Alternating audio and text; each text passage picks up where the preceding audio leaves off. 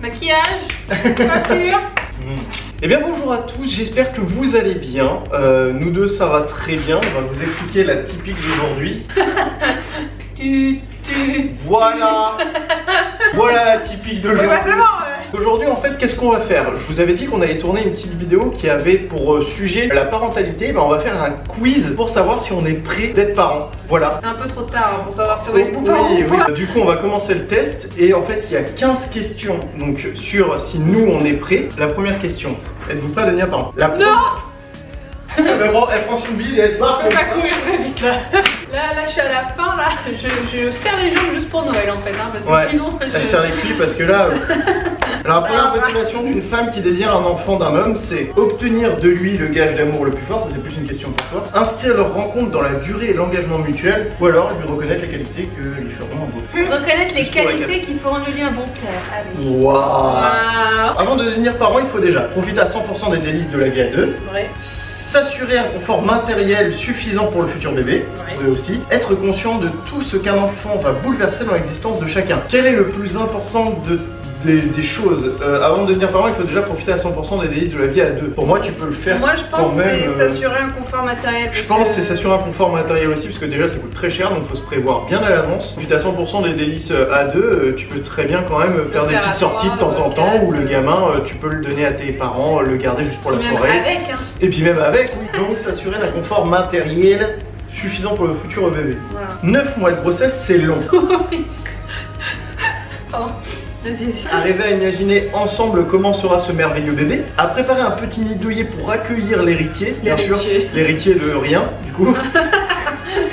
À se préparer aux responsabilités qui nous attendent. Je pense que c'est à se préparer. Hein, À se préparer aux responsabilités. Je te cache pas que c'est ce qui me fait le plus flipper, c'est la responsabilité de se dire t'as une petite chose qui va t'appartenir à vie. Enfin, elle va t'appartenir. Tu vas devoir être derrière son cul et la gérer à vie. Et c'est ce qui me fait le plus peur. Non mais ça sert à se préparer, sinon c'était pas... Ouais.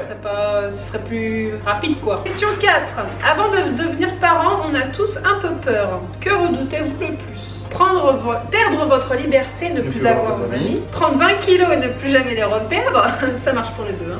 Ne pas être à la hauteur, ne pas savoir vous en occuper. Moi, c'est la 3, perso. Bah oui, je pense. Parce que La les 3, parce que les kilos, tu peux les perdre derrière. tu te C'est mets à pas fond, un... tu les perds. Hein. C'est pas un problème, tu sais que tu vas prendre des kilos étant enceinte. Après, le tout c'est de se motiver de les perdre. Quand vous imaginez votre futur enfant, que visualisez-vous? Alors un truc avec des yeux, un nez, une bouche de préférence, 2 oreilles. Vous le serrez tendrement dans vos bras sous le regard attendri de l'heureux papa. Vous le voyez déjà grand, capable de faire des choses extraordinaires. Vous le présentez fièrement à vos deux familles. Moi le truc c'est de le présenter Genre, fièrement, genre... Oh alors, ouais, c'est...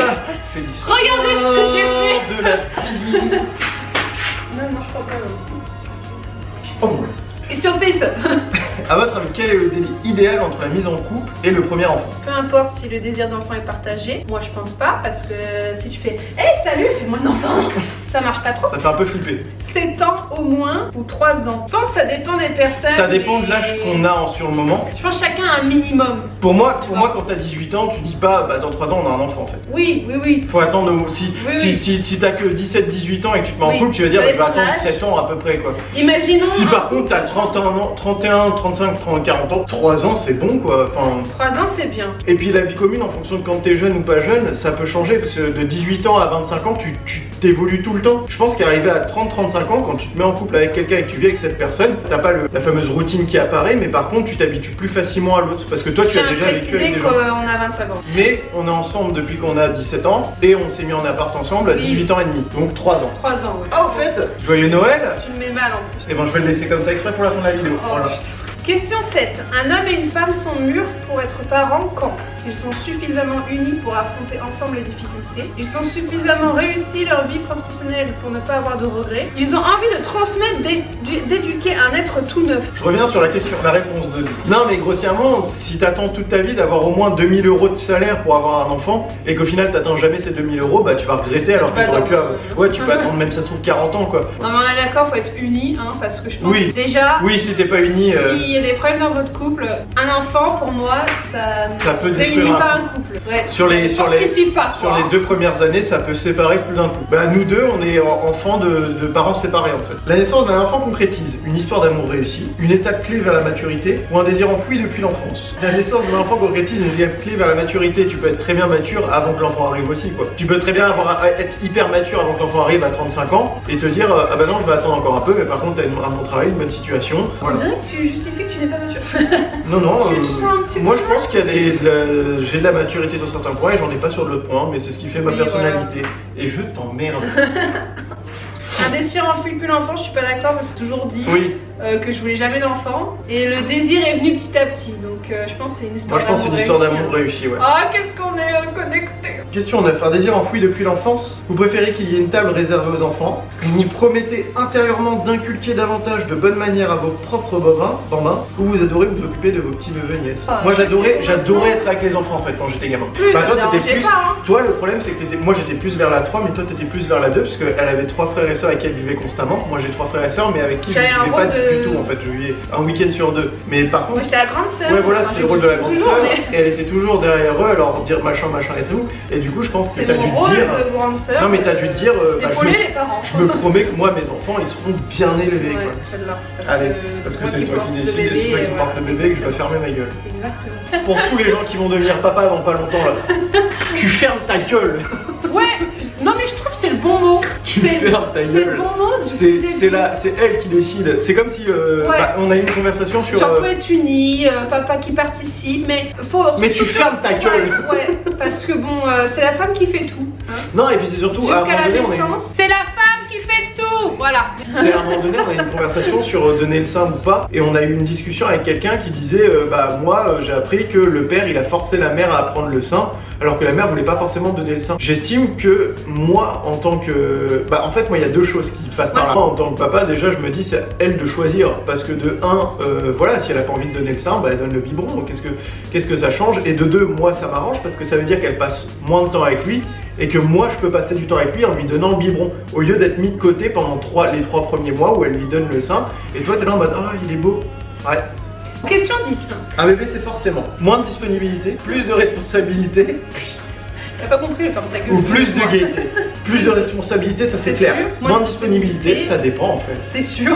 Oui, Au c'est début, sûr. c'est sûr. C'est sûr, moins de disponibilité, mais Même si à la après, fin. comme on a expliqué au début de vidéo, si tu t'habitues à faire sortir le gamin tout le temps et tout, bah tu peux Non, être mais- disponible à chaque fois. Ah non, pour plus de responsabilités. Non, je mais pense plus que des responsabilités, plus c'est important à clairement plus retenir. important, parce que comme j'ai dit, disponibilité, on peut le traîner partout. Question 11. La principale mission des parents vis-à-vis de leur enfant, c'est de combler tous ses besoins, de lui donner un cadre de vie le plus agréable possible, de l'aider à comprendre comment fonctionne notre société. De combler tous ses besoins, je suis pas forcément d'accord. Parce que ça veut dire que ton enfant, après, il va être.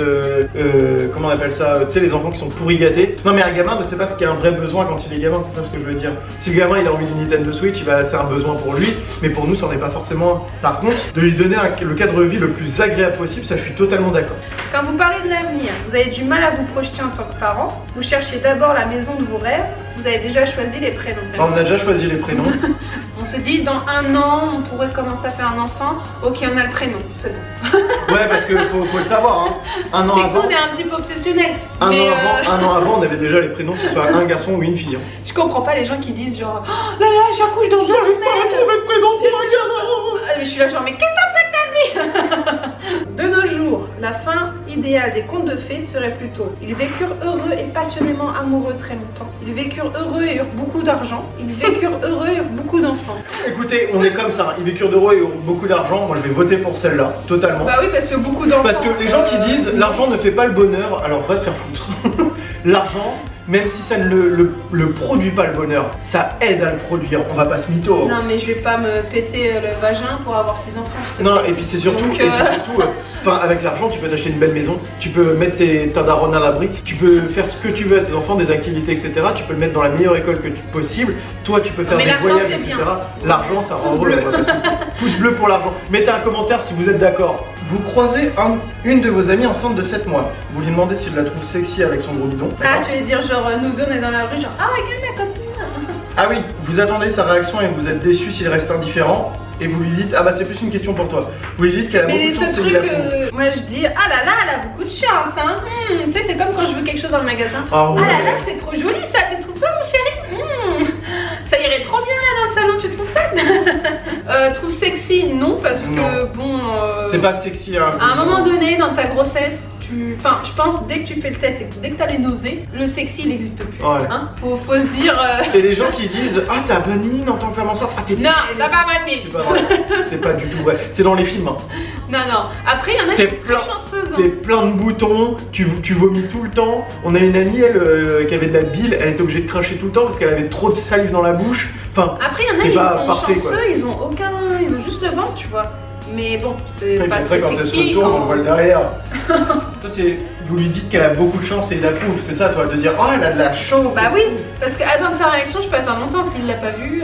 Bon, Faites attention, un enfant c'est une décision à deux, c'est pas la femme qui choisit et le mari qui dit bon allez vas-y et puis au final il se rend compte de la merde, c'est une décision à prendre à deux.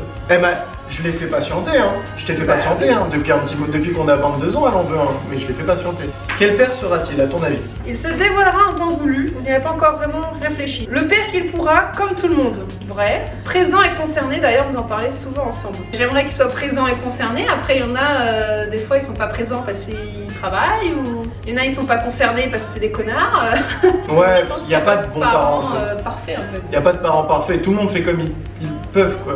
Voilà, Donc c'est ça. c'est Et chaque complexe. enfant a besoin d'un père différent. Comme disent Big Flo et Oli, il n'y a pas de mauvais parents là-dessus, il n'y a que des gens qui essayent de faire de leur mieux. Oui, c'est vrai. Après, oui, il y a des mauvais parents, c'est totalement d'accord. Oui, Ça, oui. il y a des parents, ils méritent la mort. J'ai vu encore une photo d'un gamin qui s'était fait péter la gueule à 6 mois parce que sa mère, elle voulait sortir et il n'arrêtait pas de pleurer. Elle lui a défoncé sa gueule, quoi. Résultat,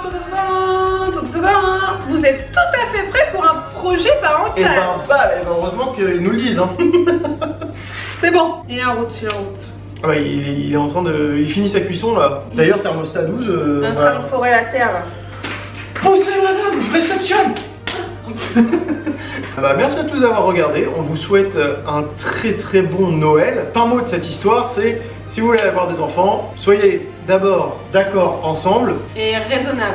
raisonnable. Regardez votre vie de loin. Et il faut continuer et il faut surtout pas mettre de côté une fois que vous avez l'enfant, après ça dépend des gens. Mais nous on estime que une fois qu'on a un enfant, il faut surtout pas mettre de côté sa vie de couple parce que au début, les 2 premières années, tu t'en rends pas compte parce que t'es là en mode ouais, on s'occupe de l'enfant, on est heureux comme ça et tout. Mais au bout de 2 ans, si t'as perdu cette flamme du couple à cause de ça, alors que toi sur le moment tu t'en rends pas compte, tu dis bah non, on est totalement d'accord, on s'occupe du gamin. Mais si t'as plus la flamme du couple, et ben ça peut être un début de séparation à cause de ça, quoi, de se dire Avant bah, y a d'être plus la parent, flamme. on était couple alors. Oui, voilà. L'enfant ne doit pas remplacer le couple en fait. Il doit s'ajouter au couple. Oh, c'était trop philosophique. Exactement. Est-ce qu'on va vraiment le faire maintenant? On sera là genre. Chérie, t'as passé une bonne journée? Ah oui, je t'aime. Bon du coup, portez-vous bien, à la semaine prochaine. Ciao tout le monde. Joyeuse fête. Joyeuse fête.